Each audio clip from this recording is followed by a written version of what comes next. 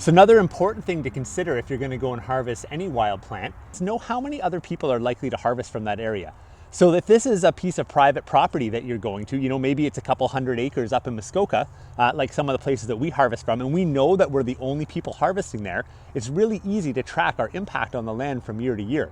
And in those places, we'll actually go in and take a big clump like this. We'll dig out individual roots or little clumps of roots and we'll go spread them and actually replant them around the land. And there's places where we go and harvest wild leeks and other plants that actually have more there than they did when we originally first started harvesting there. So we've actually increased the abundance on the land through our harvesting activities and carrying out stewardship activities while we're there. But if you're on, I'll add one more piece to that. So if I'm on a piece of private land, then some years I will harvest some of the roots for personal use because they are really lovely to make in soups and stuff like that. And I know I'm the only one taking them. And I know that I'm propagating and helping them spread more. Thus, I know I can harvest them in a sustainable way. If you're going and harvesting from a place you've never been to before, maybe it's near a roadway or maybe it's near a park or on some crown land and you have no idea how many other people come and harvest there, then I'd really encourage you to consider just taking the leaf and just doing one leaf as well. And do a little bit of tracking when you get there. Walk around and just see, is there signs of other people cutting there? Are there signs of people digging leek roots up in previous years? It's really good to know what the impact of other people on the land is, and that helps you determine what's a sustainable and healthy amount for you to actually take yourself.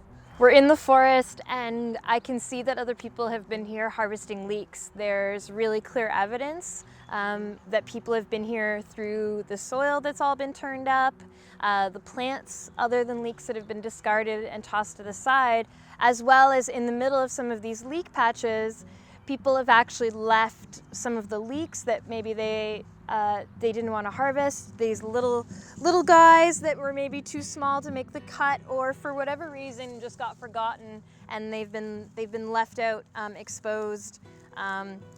And the sad thing is that some of these leeks are some of these are actually pretty good size. So some of these are probably 6 to 8 years old plants that have just been discarded.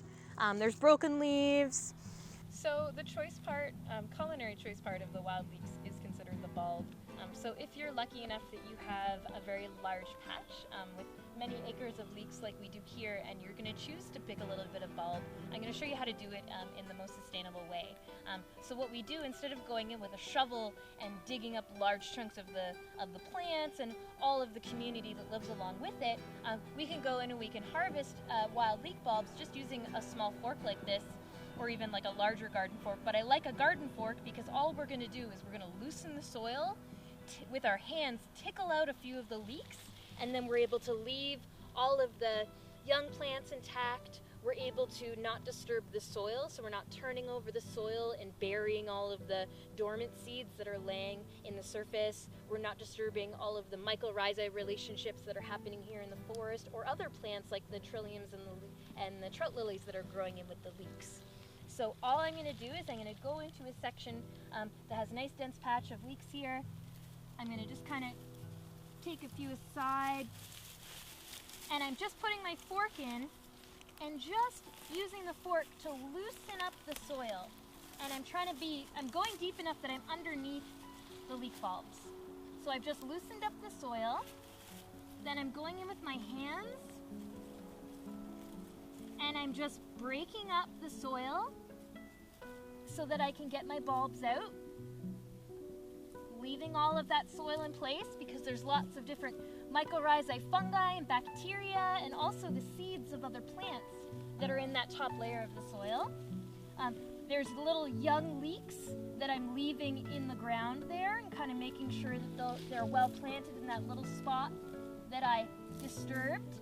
And then the last thing I'm also doing, which is really important, is I'm making sure that the leaf debris kind of shades and mulches that soil so that I'm not leaving an exposed spot in the ground. And really, when I look back at an area that I've been harvesting leeks, it should look like I wasn't there. So I hope you found those little tips useful, and stay tuned for more videos. Hopefully we're going to put one up down the road of some of our favorite recipes of cooking with leeks.